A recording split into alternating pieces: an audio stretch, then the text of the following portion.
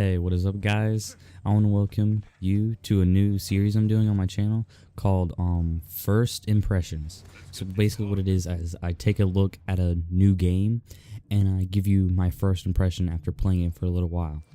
Now, Assassin's Creed Odyssey, as you know, the Assassin's Creed series I love a lot, and as you can see by the 2 videos I made about Assassin's Creed Origins. But I was really excited for this, and I was really excited whenever I got it. So now I'm going to go through the beginning part of the game as what I played, just to start off with, past the whole intro thing, past the whole Leonidas Spartan battle thing, because that was really cool, but I wanted to get into the game. So I thought it'd be fine just to go ahead and record this little segment and then record the commentary that I had thought over this. So first thing you notice about the new game is that the graphics are pretty good. I think they're a lot more improved after the previous games. They kind of look like they did Origins, but that doesn't really matter because Origins graphics were really good. I think the fighting style is basically the same. It feels like basically a carbon copy with maybe a few things different. Automatically you see that you have like a normal sword, and then you use the Spear of Leonidas with that, so it's basically like 2 daggers, but you can use a dagger anyway. As you can see, there's a lot of different things about a game. First off, like, I learned this later in the game that you can loot like normally, like you did in the previous games, but for some reason in different areas it's called stealing. That's for a good reason I'll talk about in a bit. This is something I really love. I just killed that person. In any other Assassin's Creed game, I would either be on my way to being desynchronized or already desynchronizing. I really like the fact that I didn't desynchronize that time. I thought it was really awesome. Now, the reason for that is something I learned a little later, is you play as a mercenary, and there are other mercenaries, and you'll have a thing in the bottom like GTA. Like stars in the bottom, that basically works the same way in this. Like, the more gladiator helmets or helmets that you see there, the more mercenaries will come after you because there's a bounty on you. I thought that was really cool, which means like that's why the stealing thing comes up, because if you're around other people and it's other people's belongings, you steal that thing and then it'll go towards your bounty hunting meter. So, and the same thing with killing somebody, it goes as murder. That's illegal. It'll go towards your bounty hunter thing. So one thing I also noticed, that choices have a pretty big impact on the game. That's why it's called Odyssey. Assassin's Creed Odyssey, you know, Iliad in the Odyssey. Odyssey is to make your own adventure. I think that's a really cool idea. Early in the beginning of the game, when those people come to kill you, as you saw the bodies on the ground earlier, you have a choice after defeating them to kill them or run away. But honestly, in my opinion, if you run away, odds are they're probably going to come back after you. So personally, I just like killing them. That's all I want to do.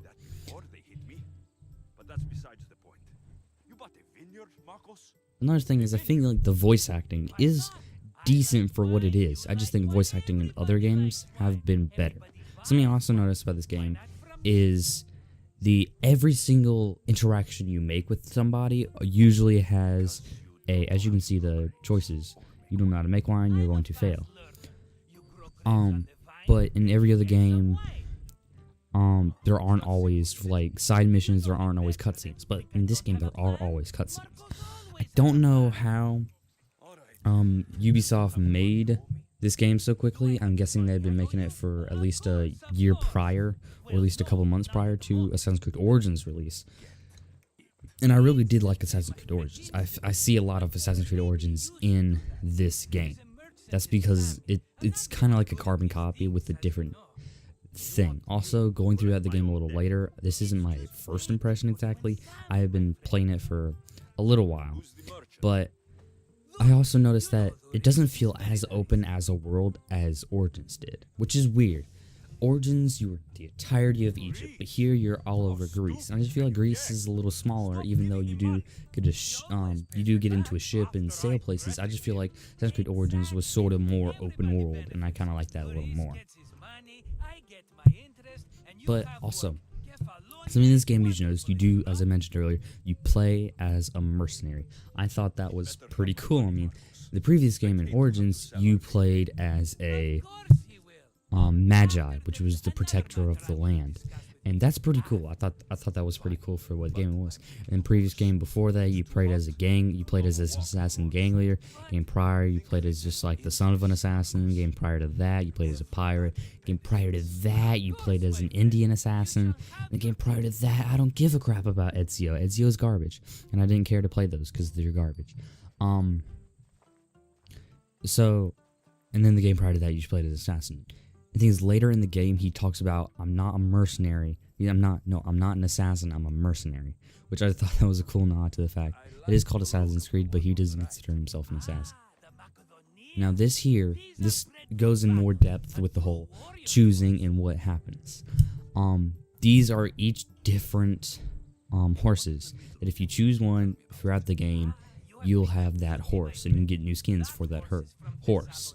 Now, personally, when I was going through this, I was like, oh, this is going to be easy, I want the white one. And then the more I went through, I was just like, I would like any one of them, they'd all be pretty fine. And then when he was talking about the Skiros one, I was like, oh, he's dark. I kind of like a dark horse. So I wanted to go make my choice, and I said, well, I want the horse on the left, because I think he looks pretty cool. And I was dead set on having. And I was kind of like, I didn't really want to have that one immediately. I was like, I'm either going to have the horse on the left or the horse on the right. I didn't really care about the horse in the middle. So I went to say the horse on the left. But then Marcos said, it has some quirks. It's not that good for you. I was like, now you make me want to have it. It's like, then I wanted to have that one just because he said no.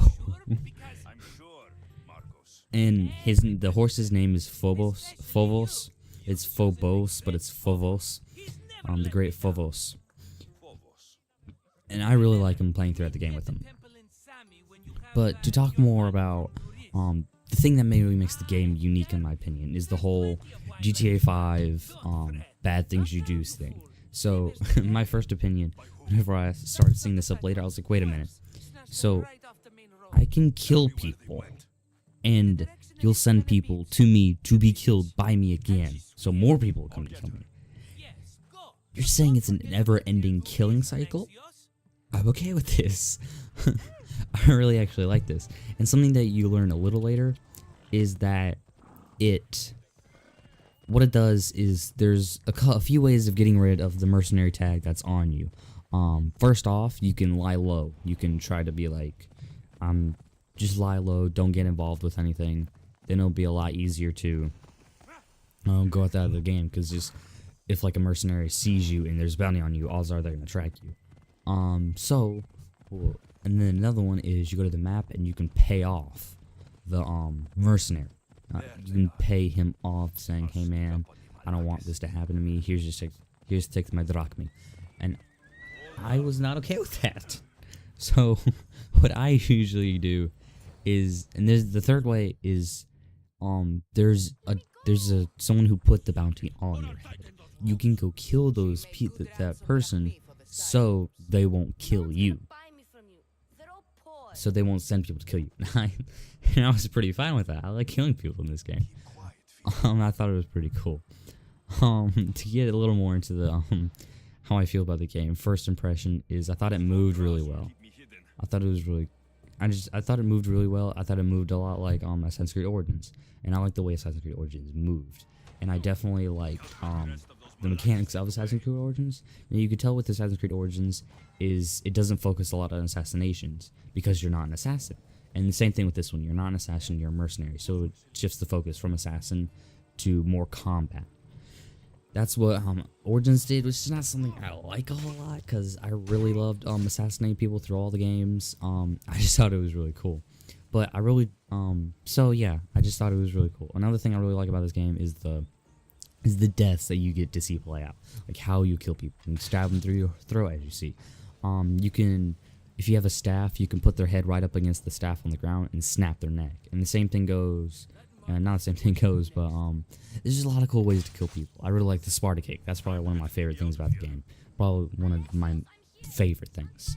Another thing, real quick, is I really like the way you kill people in this game, but I think my favorite thing to ever kill somebody in any Assassin's Creed game was the first Assassin's Creed game. And I really loved the first Assassin's Creed game so much. And my favorite thing to do in the first Assassin's Creed game was to kill them by stabbing them in the foot, and then you'd run it up their entire body all the way throughout their head, and they'd die from that. That is something I really loved, and I really like the way every Assassin's Creed game has gone about finishing off a person as a finisher. I really loved that so much. And how do we wrap this up? At the end of every first impression, I'm going to give a sort of rating and how I think the game will play out. It's kind of like a 2-word combination thing. So, not to get to that yet, but overall first impression of the game, I like it a lot. Through it so far, I've played it a good bit. I've sunk a lot of hours into it, and I haven't even had it for that long. It's very fun. I enjoy it a lot. I can't wait to get even more through it. I've anticipated this game for a while since I was told about it. I know you'll probably be expecting a full review on it, and I promised you I'll get that out as soon as possible. Try not to finish the game out because I hate finishing games so early because then it ruins the experience. But yeah, we'll try to get a full review out as soon as possible. So come to the rating part of the game. How do I think this game is going to play out? What do I think? I think this game is very, I'd say it's, how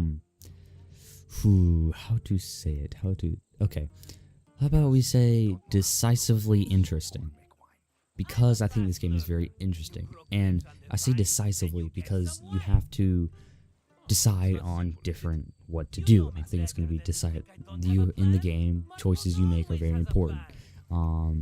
Later in the game I learned that saving people that are infected ends up killing an entire island. And I thought I was like, my one decision of killing these priests instead of these people, I'm gonna kill like everybody. I was fine with that. I like killing people. Yeah, that's how I'm gonna say decisively interesting. And let's see how, and then at the end, whenever I do a full review on it, I will point out many things I liked about the game and many things I didn't like about the game, if there are any. Hopefully there maybe are a few. I already don't like the fact that assassinations aren't the same. That was the same thing for Origins, and I understood that.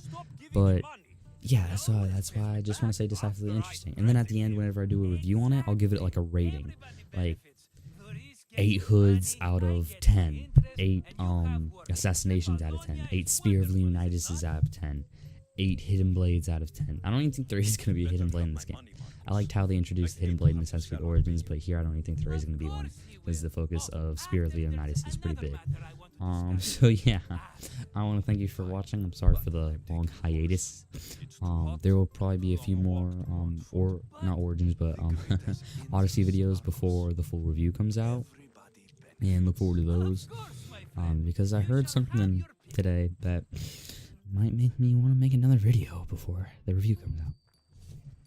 So be sure to look out for whatever that's going to be. It's going to be decent. I might say a few things, but yeah, thank you so much for watching the video. I hope you like it. There will be many more. Thank you, and I will see you later.